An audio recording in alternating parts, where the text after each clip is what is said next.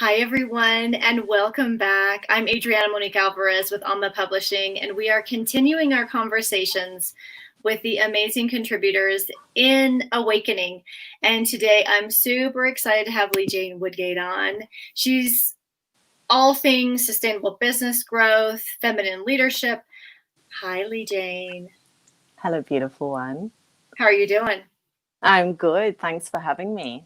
Of course. Tell us where you're joining us from. We're calling in from Sydney, and it's actually an extraordinarily beautiful day here. Winter, but the sun is shining, and it's just gorgeous. Nice. I always appreciate a sunny day in the wintertime. It's magical. It's magical. I'm sitting here in my sunroom, and I've actually come down to sit on the carpet and be up against the wall, and the sun is just beaming in. It's so, so gorgeous. Nice. So tell us, for those who haven't read the book yet, or maybe, they haven't got to your chapter yet, what was the main focus of your chapter? I love it. The main focus. So I am all about sustainable business growth and doing it, not just growing, not just building and growing businesses for profitability, but I work with divine feminine leaders. I work with conscious leaders who have a lot of incredible ideas and they want to do all the things. And often they are super burnt out because they're trying to do all the things. And one of my gifts is that I can do all the things and I can do it with grace, simplicity, and flow. And I help women to do this. So the chapter is all about bringing in the most essential elements that are required to build and grow a sustainable business. And that is intuition and nature and strategy. One without the other doesn't work. So yes, it's bringing in all of those components and tapping into all of our senses as women and tuning in with the cycles of nature and running with those cycles. And then of course you need business strategy, because if you don't have a plan in place, if you don't have an idea of what it is that you're doing, then you're not going to be able to move forward. So this is what my business school is all about. It's called Anatogy, and Anatogy stands for those three pillars, which is intuition, nature, and strategy. So that's what the chapter is all about. I love it. And, right now, many people are deciding, okay, maybe now is a good time to get off this fence. Maybe I need to have my own business. Maybe I need to be able to work from home and online, right? Because so many things have shifted. Or maybe it's time for me to stop playing patty cakes and do something bigger with it. So it's not sort of a side thing. It's the main thing. So what would you say in your observation of working with clients and those who want to get in this game? Because you have a corporate background, right? You've lived in multiple worlds. What do you find is the biggest obstacle or the biggest fear that they have to face in order to fully come into their business? Self-belief. Self-belief is where it's at. And actually it's self-belief and confidence. And there's quite a distinction. There's quite a distinction between the two, right? A woman can look extremely confident. She can hold herself well. She can step into a room and look like she's got everything in order. But unless it's coming from your core, it doesn't matter how good you look. It doesn't matter what your skills are. It doesn't matter what your passions are. It doesn't matter how smart you are. Unless you're deeply connected to who you are as a human being on this planet, you understand how your brain functions. You understand how you respond emotionally because of who you are, who you were, and who you're becoming. You understand your physicality and the biology of it. Unless you're connected deeply to your womb space and you're in alignment with how we actually birth things into the world, not just our babies, but our creativity, our ideas, tapping into our life force. And these are the things, unless you're in tune and have a desire to understand all parts of your humanity, confidence is only going to get you so far. It's that self-belief and tapping into your intuition and really tuning into those senses. And, you know, some people are clairvoyant, others are clairaudio. Everyone's got all the clairs, you know, everyone's got all the senses, everyone's able to tune into all the things, but there are things that are stronger. And unless we really use those abilities that we've got, which is magic, right? I mean, this is where the magic is at. You hear things, people hear things and they don't respond. And there's often something that I say, listen to your inner whispers and take courageous action. And every time you step into that, it gets easier and easier and easier. And once you've really mastered that sense, then you're given an opportunity to open up the next sense. And I'm personally finding that as well. You know, I've never been a visual person. I'm a feeler. So my life until now has been a very embodied experience. And so I've been on the opposite side of academics. So academics and intellectuals have all the data and all the explanations. They've done the research. And then they've got to take the learnings and actually bring them into their bodies. And the way that I'm programmed is that I embody all of the learnings first, and then I need to learn a language to be able to explain it, teach it, use it for guidance. So that's been an interesting journey for me in this world. And there are so many women out there who have so many beautiful gifts, which is the first book that I wrote with you, which was Trailblazers, and really tuning into those gifts, you know, how women use their gifts to guide others.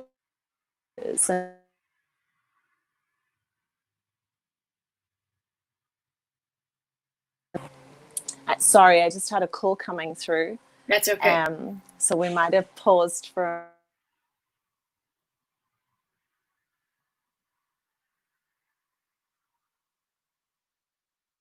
human being and apply that to your business in alignment with the cycles of nature so that you can open yourself up to more grace, simplicity, and flow, because we're not alone, you know, we're not alone. And nature guides us, and there are things out in the cosmos that guide us. And this is not like woo woo ethereal stuff. Like, this is real being human on this planet, and so many are disconnected from what it actually means to be human. So yeah, we dive into all of that deliciousness. So what would you say is a good first step for someone who, you know, they're very gifted, they're very educated, they're very all the things, right? But they don't have the self-belief in business. Business becomes that big thing, right? If they were just doing it for free or doing it for a friend or doing it for a nonprofit organization, they could totally be there. But when it's for money and it's in a business, all of a sudden they're running up against it. So how do you, what step would you give someone who's really struggling with self-belief? Well, first of all, it's a choice. It's a choice as to whether they want to continue living in the space of martyrdom or whether they truly want to be in service. And it's that distinction that has people taking a step forward. So people can be in their worlds going, I don't believe in myself. I've got all of this doubt. I'd really like to increase my self-confidence. But the real clangor is making a decision as to whether you truly want to be in service. And if you truly want to be in service, then you have to be in a place of sustainability. Without resources, we can't move forward. And martyrdom doesn't allow you to do that. And women like to say that they're in service, but they're totally exhausted. They're not enjoying what they're doing. They're telling themselves that they're doing a good thing because they're caring for others. But deep down they're unfulfilled and they're unsatisfied and they don't feel like they're expressing themselves in all the ways. So before we move down the pathway of what should I do to increase my self-belief, the question to ask is, am I choosing to continue to be a martyr, or am I choosing to truly be in service? And we all know if you don't put any fuel in the tank, the car's not going to move forward. And this is it. You know, people say to me, I gave an example the other day of Noah the kid, my 11-year-old son, turning 12 in the next couple of weeks. And he would say, "Oh, Mama, can you do this thing for me?" And I'd say, "No, I'm getting my hair sorted. And when it's done, I'll do that thing for you." And women have said, "Oh my God, don't you feel like you're being totally selfish?" And I say, "No, the kid's fed, he's watered, he's got his uniform on, and he's asking for something that can wait because it's important that I get myself in order. And when I feel good and I've come home to the day, then I can start looking after him at the next level." And so it's this deep, deep desire to put self first. If there's self-belief lacking, I say, go out and get yourself a beautiful skincare range. Get some beautiful hair products.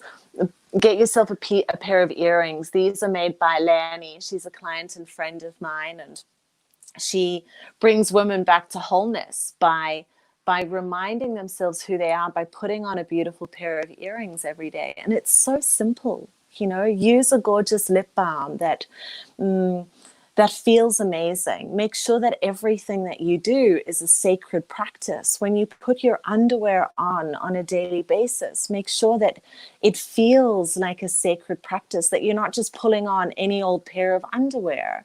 When you go to the bathroom and you wash your hands afterwards, enjoy feeling the water on your hands. And when you dry them, enjoy the texture of the towel on your hands. You know, it's not about self-belief. It's about how much do you love yourself, to care for yourself and honor yourself so that you can truly be in service and not just a person who's caring for others.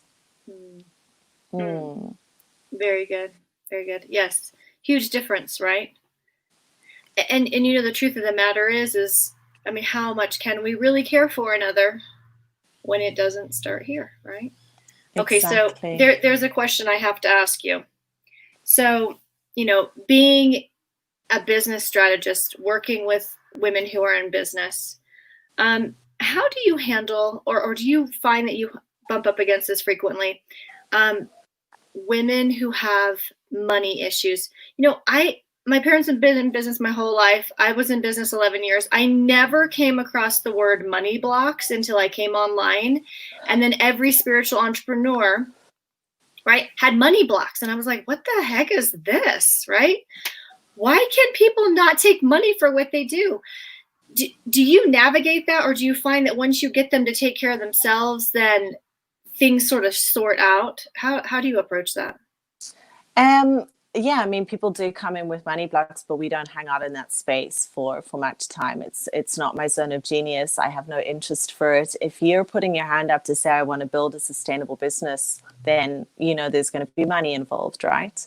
And so I have experts on my team who work with money, and they work with money energy. And if they're deeply seated problems, then they go off to speak to this expert. It's not a space that I like to hang out in. And it's the initial investment, right? So when people sign up, and all of my price points are at a really accessible place. I have no desire to be charging these high-end prices, because for me it's about transforming humanity and the planet. And let's get on as many incredible women into the space. I've got the 20 years of experience. This is a place that I'm at in my life. I'm able to do this. I'm able to make sure that it's an accessible price point. But let's not fuck around and talk about money. Yeah. If you're not going to make the investment at a price point that I've made it really super, super accessible to you, and with, I guess one of my gifts is I work really quickly. And so some people run courses for 8 weeks. I'll do an hour and a half session and nail that stuff because it's deep, it's there, we get straight to it. There's no mucking about. So the value is incredible, right? And it's more about the conversations that I'm having before. So as we know in business, you're not just signing up on the spot, you're building a relationship with people. So I share a lot of myself. I understand what you're talking about, but what I mean, they're already your client. Yeah. How do you help them be able to have the capacity to make more, to serve more, to grow and expand beyond? How do you help them do that? Is that when you bring in that intuition and flow with nature? Oh no, we go to the basics first before we, step it off planet. We go to the standard stuff, right? The foundations. Like, know what you're about. What are your values? What are you driven by? What are your principles? What actions are you committed to taking to enable you to align with those values? What's your mission? What are you on this planet for? What problem are you solving? From A to Z, where are you wanting to get your people? What is your purpose here? What contract are you signing? Why are you here? And what's your vision for the world? And once we've plugged that in, I mean, this is your personal framework, right? In businesses, we have ethical frameworks, and it's the same concept: your values, principles, mission, purpose, and vision. In sustainable business growth for solopreneurs and smaller teams who are specifically focusing on conscious leadership and divine feminine leadership, it's a personal framework. So before we look at the ethical framework of the business and what the business is doing, we look at the personal framework of the human being, because the human being is the vehicle to bring the change. So money is just part of it. It's part of the 4 pillars that I work with, which are the standard pillars that most people work with: your health, your relationships, your finances, your self-expression. These, it's these 4 pillars that enable you to create impact. And it's the values and principles that actually ignite you. So I'm a bit of an igniter, right? So it's not about going to the money issue. Let's not even talk about the money issue. That's not the problem here. The problem is you don't know who you are. You say you know who you are. You say you want to contribute to the sustainability of humanity and the planet, but let's get to the core of it. It's like when you eat an apple, right? Oh yeah, I'm just eating an apple. Well, is it sour? Is it sweet? Is it crunchy? Is it soft? Is it powdery? How does it feel in your hand? Do you want to eat the whole thing, or would you like to slice it into bits? It's not just the apple, and as a human being, it's not just this thing that you want to do in the world. Let's really get to the core of it. And yeah, this is the catalyzer. So distinction between people who have money blocks who are in the space and people who have money blocks and they're wanting to come to the space. Well, the money block people know that they're going to have to deal with that shit before they sign up, because otherwise, we're going to have a big problem. You'll just have business and there'll be no sustainability and there'll be no growth. And this is specifically why I talk about sustainable business growth. I'm not a business strategist. I'm a business advisor that specifically focuses on divine feminine leadership and sustainable business growth. And when you ask about the intuitive piece, that's the divine feminine leadership piece that we bring in. So it's a step-by-step process, and people want to come in and they want to do all the things and they want to start at Z. I don't ever start at Z.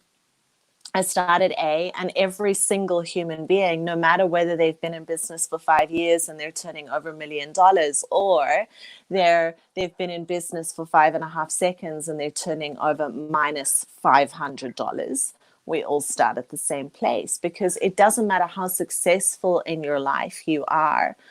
If you're coming to me, you're at a place where you're ready for expansion. You're ready for exponential growth. You're ready to own all parts of you. We're not going to leave out anything. No stone is going to be unturned. I'm going to see you for who you are. I'm going to see you in all your power and all your glory. I'm going to see the things that are not working, and we're going to clear that stuff really, really quickly. Change happens fast. Awakening, this book happened fast. The text message came through on the 10th of April, and 3:35 in the morning. I don't even know what I was doing awake at that point in time. Maybe it was 3:35 your time, and it was a quick and simple. This ideas come through, and I've got this book, and what do you think, Leigh? And I said, hit me up. And what's it called? And you said, Awakening, Meet the Woman Birthing a New Earth. And I said, great, what's the deadline? I think before I said, great, what's the deadline? The response was, fuck yes. In the middle of Corona, so much stuff going down, so much happening. I had a lot going on in my world at the time. And I was like, yeah, Adriana, I mean, seriously, I'm moving at the speed of light. And what's the crack here? Cool. Let's bring 50 women together. Deadline's 3 weeks. We landed up pushing that out another 10 days. And the deadline actually became my birthday, the 11th of May. And just last night, we had an in-person event here in Sydney for this book launch. And yeah, Meet the Woman Birthing a New Earth. Change happens fast. All of us came together globally to write the book. Last night, people flew in from different states, drove in from the country, and our limit was 40 people. So we had 40 people in the room, but it's there, you know, it's right there. We're building a hospital in Sierra Leone, a children's hospital, to reduce infant mortality, to ensure that women are birthing their babies safely. Because if women all over the world are not birthing their babies safely, how on earth are we going to birth a new earth? So change happens fast. Sustainable business growth is possible. Any block is removable. And anything that you desire is possible. Like, as human beings, we're incredible. We're so incredible. We can do whatever. So yeah, I don't really spend my time talking about the blocks. I spend my time with my clients in the space of possibility, and then I support by ensuring that they've got the foundations around them. We focus on increasing the capacity. We focus on bringing ourselves into alignment. We focus on tuning in to nature's energy and the cycles.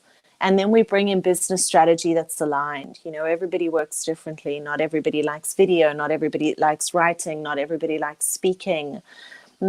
People like to interact with their clients differently. Some people like to do group things. Some people like to do one-on-one things. There are so many different ways, and there's no specific way to build a business and grow a business sustainably. It's about who are you and how are you built, and let's bring it all together and let's make a nice cake. You know, some cakes are baked at 120 degrees, and other cakes are baked at 180 degrees. Like, how do you want to bake your cake? We can make it whatever way you like. You know, we can bring in whatever ingredients, just as long as it's pleasurable, as long as it feels good, then it's all good. If it feels overwhelming, if it brings you anxiety, no, we let that go immediately. We don't even have a conversation about it. You don't like that thing? Okay, cool. Doesn't open your heart, doesn't have you feeling grounded. I'm looking at, you know, when I look at clients and they go, it doesn't light me up, and I go, yeah, you've literally turned gray. So we're not even going to spend any time in this space. We're going to go straight to the magnificence and the gloriousness and the lightness and the fun. This is play, yeah? Transforming humanity and the planet is all about play. Let's play. It doesn't have to be so serious. So yeah. So Leigh, what does the world look like when more women come into this type of business? One global team, everything working. Poverty ended, suffering ended. This real sense of oneness that we talk about is in existence, and it's total harmony. It's unity. There's no gap between the impoverished and those living the good life. Everybody has access to all the resources that they require. If we look at Maslow's hierarchy of needs, at the moment there are so many people that are in survival mode. And I'll make this quick because I'm watching time, but it's interesting, the conversation that we were having last night about women in the Western world and women in third world countries. And at the end of the day, there's no separation because everyone's in survival mode. They're just in survival mode at different levels.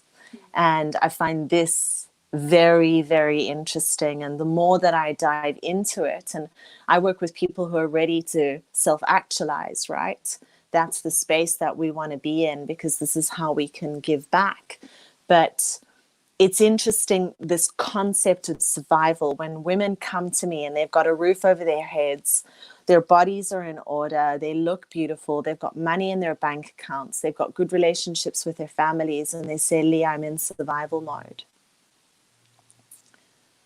And then if we look at women in third world countries who don't have access to all of these resources, that live in really quite harsh environmental circumstances, and the weather really impacts them, and they don't have access to hospitals, they're also in survival mode. But there's often a lot more joy. And as an African woman, this is something that, you know, I sat on a panel last night with another two women from Africa, one from East Africa and another woman who grew up in Kenya, and I grew up in South Africa. And what we all have is this resilience and this adventurous spirit and this almost an addiction to joy. And it doesn't matter what is going on in the world. It doesn't matter how shit things are. It doesn't matter how traumatizing certain information is. We're still able to be in our joy, because we look at things and we go, cool, there's a problem. What's the solution? We're not going to sit around and look at the problem for too long. We've got a solution already. Let's get going. Let's do it. So the world looks like everyone in a space of self-actualization. The world looks like a space where we're all in service to one another. No question. No question. And this is what I love about the circles that I hold. And we experienced this on our networking call last week as well, that we are one. And at some point in time, you're going to be the teacher. And at another point in time, you're going to be the learner. And the difference is, do you want to be a leader or a teacher? And it's interesting because yesterday on Facebook, one of the videos showed up, you know how they say a year ago. And that was the video that I did. I'd gone for a run and I was doing this series. And the question that day was, are you a teacher or are you a leader? And there's a big difference. You know, you can be a teacher without leading. And who do you want to be in the world? How do you want to be in service? Are you questioning whether you want to be in service? And if you are, you're more than likely in the space of martyrdom. So a world where we eradicate martyrdom and everybody is living the good life and everybody is able to be in service to one another. No person has one up. Nobody is better than the next person. There's no comparison. There's space for everyone.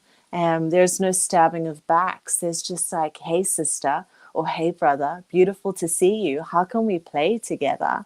And really, my mission is to bridge the gap between power and leadership. And I've been playing this game my whole entire life. And that's what I'm here for, you know, raising the vibration of the planet, but bridging that gap. So the big vision, one global team, no separation, and the gap bridged between power and leadership, a world where everyone makes it.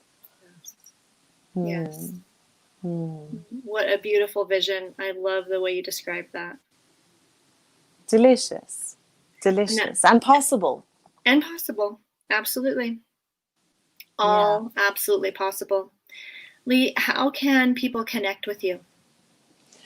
Oh, I'm all over social media. So Facebook, I'm on my personal page, Leigh Jane Woodgate. I'm on my business page, which is Leigh Jane Woodgate, business activator and leadership mentor.